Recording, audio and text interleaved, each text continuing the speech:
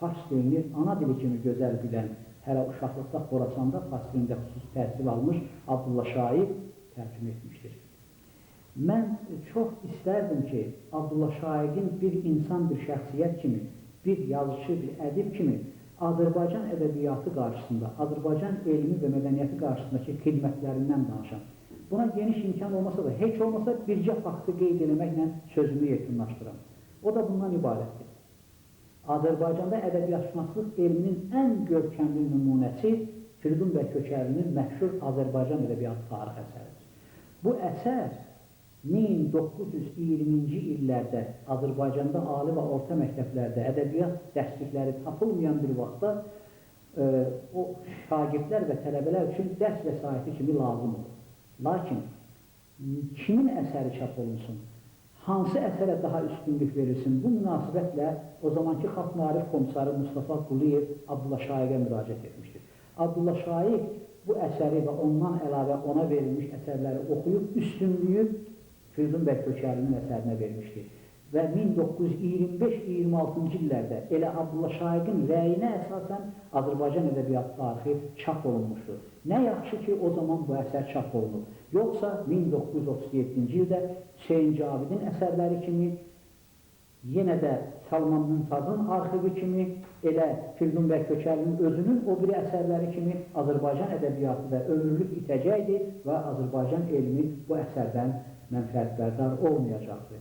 Mən bu cür mətləblərdən çox danışa bilərdim. Ümumiyyətlə, Abdullah Şaiqin bizim Azərbaycan ədəbiyyatının tarixində heç bir kəslə müqayisə edilməyən böyük bir yeri var. Abdullah Şaiq bütün janrlarda yədi-beyza sahibidir. Yəni, onun əli hər yerdə məharətlə onun qələmi işləyirdi. Lakin uşaq ədəbiyyatı sahəsində onun xidmətlərini 1000 illik ədəbiyyatımızın tarixində ikinci heç bir ədiblə, şairlə müqayisə etmək olmaz. Balalarım, sizinlə hər dəfə görüşəndə cavanlaşıram. Mənə qüvvət gəlir. Odur ki, sizin üçün yazıb yaratmaqdan doymuram. Qocalığıma baxmayaraq, mən indi də sizin üçün əsərlər yazıram. Bu yaxınlarda Köhnə Dünya adlı yeni əsərimi yazıb qurtarmışam. Mən əminəm ki, siz vətənimizin ən qabaqcıl vətəndaşları olacaq, mən də sizin bu xoşbaxt həyatınızı əks etdirən əsərlər yazacağım. Yaxşı oxuyun. Ancaq oxumaq və çalışmaqla xalqa vətənə layiq insan olmaq olar. Abdullah Şaiqin Mənzil Muzeyi hələ açılmamışdır. Biz açılışa hazırlıq işləri ilə məşğul oluruq. Az bir müddətdə muzeyə 4000-ə yaxın eksponat, xatirə əşyaları, orijinal fotolar, nadir əl yazmaları və s. eksponatlar toplanmışdır. Doğrudur, Abdullah Şaiqin irsi Respublikamızın müxtəlif mədəniyyət ocaqlarla səpələnmişdir. Ev arxivinin əsas hissəsi dövlət arxivindədir. Bundan başqa, Respublikanın Əl Yazmaları İnstitutunda, Nizami adına Ədəbiyyat Muzeyində, Tarix Muzeyində bəzi xatirə əşyaları və əl yazmaları vardır. Lakin topladığımız eksponatlar bizə imkan verəcək ki, Şaiqin adına layiq, xalqımızın mədəni tələblərinə cavab verən bir muzey yaradaq. Şaiqin fəaliyyət dairəsi çox geniş və əhatəli olmuşdur. O, qüdrətli müəllim, maarif xadimi olmuşdur. Bədii ədəbiyyatın demək olar ki, bütün sahələrində, bütün janrlarında öz sənət istedadını sınamışdır. Onlarla dərsliklərin müəllifidir. Vətəninin mədəni, ictimai, siyasi həyatında fəal çalışan xadimlərdən biri olmuşdur. Onun Hadi, Sabir, Səhhət, Səncavid, Firidun Köçərli kimi qüdrətli sənət qələm dostları olmuşdur. Lakin bunlardan əlavə Abdullah Şaiq zəngin mənəvi sərvətlərə malik olan bir şəxsiyyət olmuşdur. Biz də çalışacağıq ki, Şaiq dünyasının bütün zənginliklərini lazımi səviyyədə əyaniləşdirə bilək. Ekspozisiyada Bakı şəhərində muzeyləri olmayan Sabir, Səhhət, Hadi, Firudun və Köçərli kimi qüdrətli sənətkarların, görkəmli şəxsiyyətlərin də yaradıcılıqlarına xüsusi yer veriləcəkdir. Ümidvarıq ki, bizim muzey Azərbaycan xalqının diqqətini cəlb eləyəcək və bizim ekspozisiyanın zəngin mövzu dairəsi tamaşaçılarımızı razı sala biləcəkdir. Lakin bizim qabağımızda hələ çox işlər durur, çətinliklərimiz çoxdur. Muzeyin binası bərbad vəziyyətdədir, təmirə ehtiyacı var. Ekspozisiyanı hazırlamaq üçün, tərtibat işləri üçün xeyli vəsait tələb olunur. Bütün bu çətinlikləri aradan qaldırdıqdan sonra yəqin ki, ümidvarıq ki, yaxın zamanlarda muzeyimizi aça biləcəyik.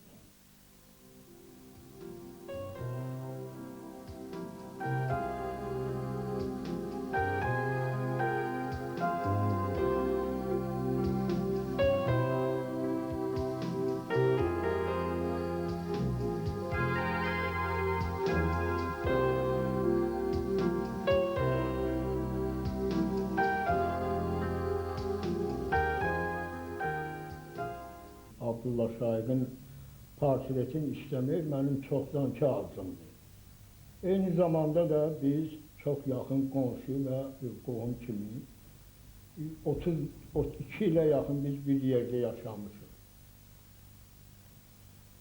Nəhayət bir gün biz Abdullah Şaiq müəllimlə oturub söhbət elədik və mən Şaiq müəllimin razılığını aldım ki, o mənə facilitet eləsin, mən onun portretini işləyim.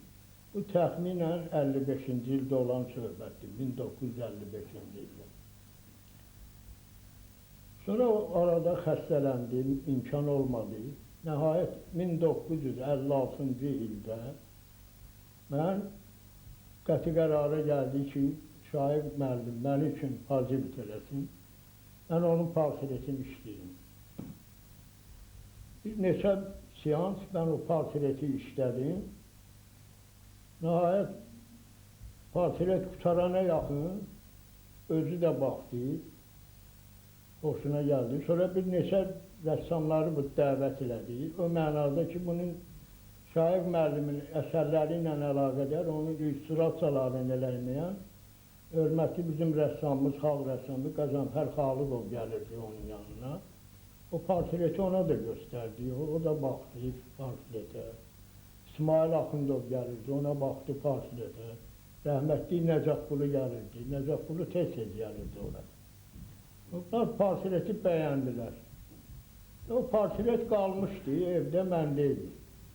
İndi o portret bu saat 55-ci ildən bizim Nizam Muzeyində daimi ekspozisiyadadır.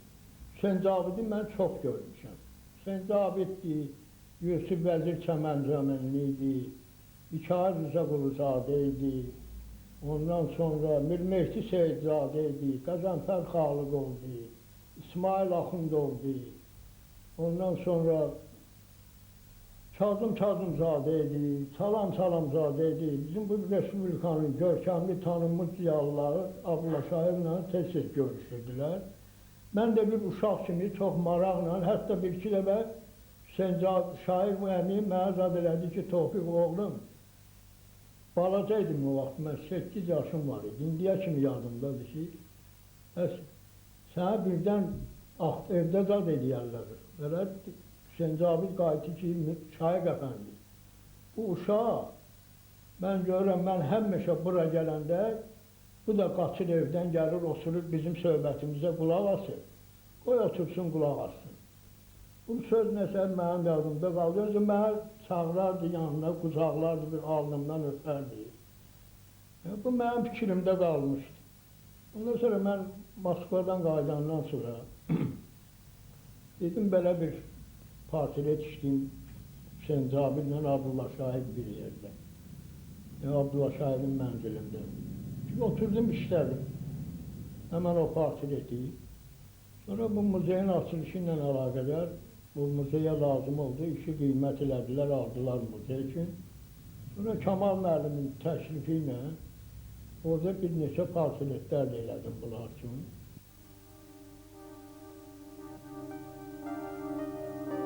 ...1981-ci ildə Abdullah Şaiqin 100 illik yubileyi təntənəli şəkildə qeyd olundu və yubiley komitəsinin qərarı ilə Abdullah Şaiq adını əbədiləşdirən bir sıra tədbirlər həyata keçirildi. Bugün Şaiqin adına küçə, məktəb, kitabxana, teatr və ev muzeyi var. Ədibin ən böyük mükafatı isə uşaqlı böyüklü hər birimizin yaddaşında iz salan Abdullah Şaiq misralarıdır.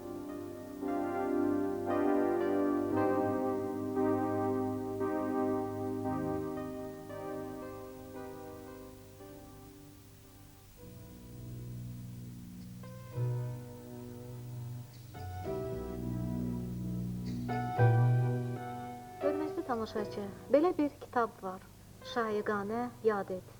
Bu kitabda Abdullah Şaiqə onun toplumunun sevgisi, dəyəri, diqqəti cəmlənib. Veriliş boyu biz bu sevgidən, bu duyğudan, bu dəyərdən söz açmaq istədik. Şaiqi şaiqanə yad etmək istəyində bulunduq.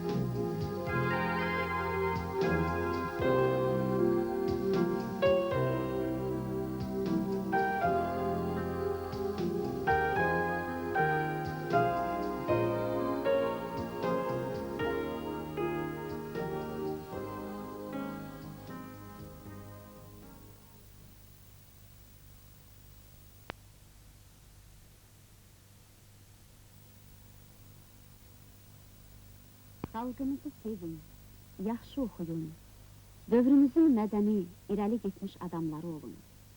Qoca bir müəllim, saçı saqqala varmış bir yazıcı, öz sevimli balaca vətəndaşlarına bundan başqa nə arzu edə bilər?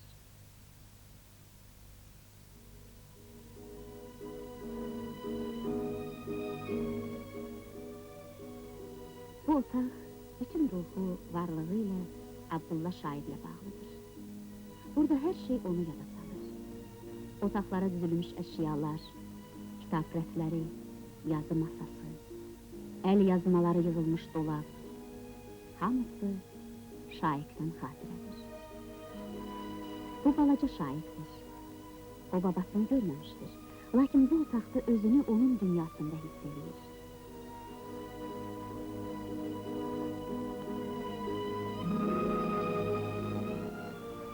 Bu əl yazıları, bu kitablar və şəkillər onu Şaiq babası ilə görüşdürən sehirli, nağıllı bir dünya olur.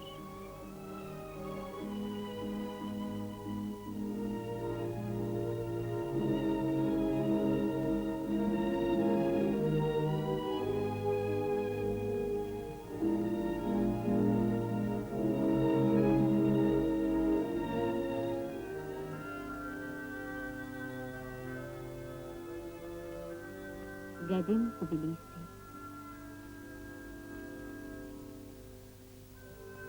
Ey bulanıq kür, ey ulu əcdadımın məskəni, nağıllı, laylalı dünyam, könlümün körpəlik beşiyi, uşaqlıq yuvam. O, burada doğulmuş, qayğısız uşaqlığın xəyallı dünyasını burada yaşamışdır. O ilk dəfə bu məktəbə dərsə getdi. Məktəb, onun dünyası şaiq üçün daha heç vaxt qutarmır.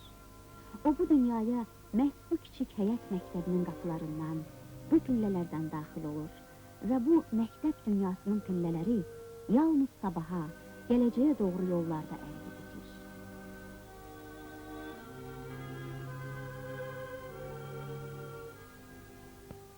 Şaiqlər ailəsinin hər yay istirahətə gəldiyi yerlər.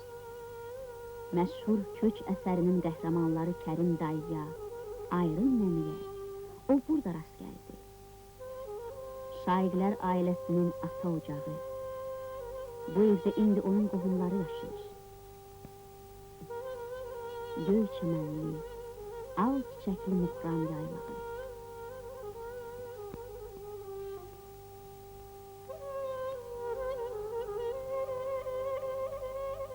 Köç o başdan tərpənərkən, günəş yenicə çırpır.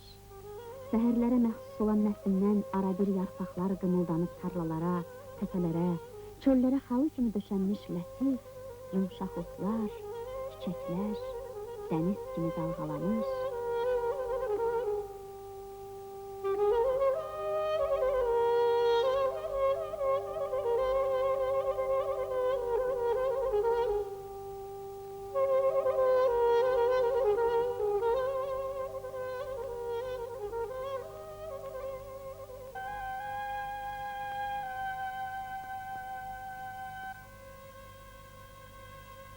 ...1901-ci ildə əsrin ilk ilində şaiq Bakıya gəlir.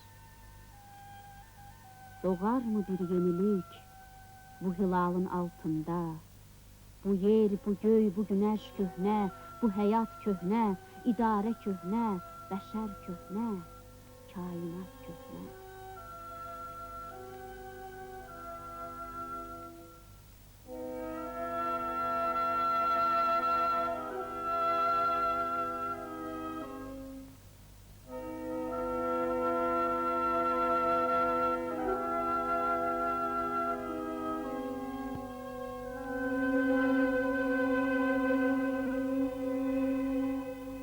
Qara neft kimi, qara taleyli qurban, zülmün və zalımlığın, neft və milyonlar istibdadının günahsız qurbanı. Üzərində qurbanın uşaqlarının anasına çatacaqdır ünvanı yazılmış məktub, anaya çatmadı. Lakin bu məktubu bugün qurbanın bütün nəvələri hələ məktəbdəykən, dərslikdə, qiraət kitabında oxuyur. Bu kədərli məktubu qara bir keçmişdən ən işıqlı ünvana, nəsillərin, gələcəyin ünvanına şaiq qələmi aparır.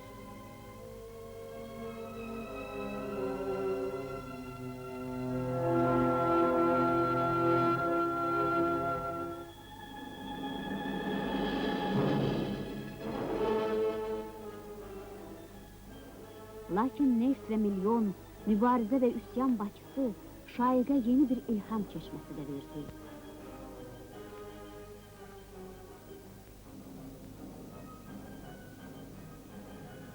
Araz romanı, əsrimizin qəhrəmanları, Dursun, intihar mı, yaşamaq mı? Məhz bu illərin canlı ictimai səhnələri, realist, epik həyat lövhələridir. Ən əvvəl təkcə bir şaiq olmuşdur. Müəllim şair. Məhz müəllimlik ona şair olmağa, ədib, dramaturg və alim olmağa ilham verdi. Abbas Səhət, Hüseyn Cavid, Həsən bəy Zərdabi, Nəcəf bəy Vəzirov, Əbdülrəhim bəy Haqverdiyev, Süleyman Sani Axundov kimi şair də müəllimliyi yazışlıq səviyyəsində mənəvi bir mübarizə silahına çevirdi. Hamımız bir günəşin zərrəsiyik. Hamımız bir yuva pərvərdəsiyik.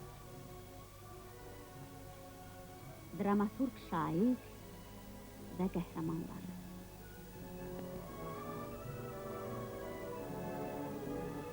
Aziz balalarım, sizinle her defa görüşende cavanlaşıram. Mənə qüvvət gəlir. Odur ki, sizin için yazıp yaratmaktan doymuram. Qocalığıma baxmayaraq, ben indi de sizin için eserler yazıram. Bu yaxınlarda Köhnə Dünya adlı yeni eserimi yazıp kurtarmışam. Ben eminəm ki, siz vətənimizin en qabaqcıl vətəndaşları olacak, ben de sizin bu xoşbaxt hayatınızı əks ettirən eserler yazacağım. Yaxşı okuyun. Ancak okumak ve çalışmakla halka vətənə layık insan olmak olar. Yeni ilde size daha büyük müvəffəqiyyətlər arzu edirəm. Qocaman pedaqoqun, ədəbiyyat və mədəniyyət patriarxının təntənəli yubileyi, 75 yaşlı şair, bütün xalq, bütün ölkəmiz öz sevimli sənətkarının ad gününü bayram edir. Elm və mədəniyyət xadimləri, qardaş respublikalardan gəlmiş qonaqlar yazıçını salamlayır. Xalq, vətən öz sevimli sənətkarının 60 illik qaynar və coşqun fəaliyyətini yüksək dövlət mükafatı ilə qeyd edir.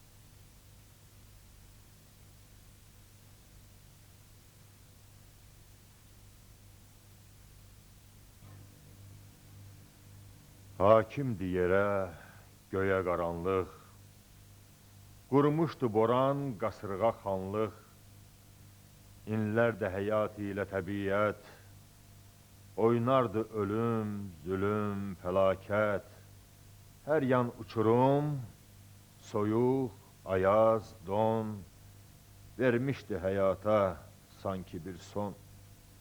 Yollar qapalı, gəlib gedən yox, bu dəhşətə qarşı əmr edən yox, zülmət dənizi coşub daşırkən, kin ilə fəlakət oynaşırkən, hər yerdə və hər keçid başında, uçqun dərələrdə, dağ qaşında, yalnız acı rüzgar uğuldar, quldurluq edər acıqlı qurdlar.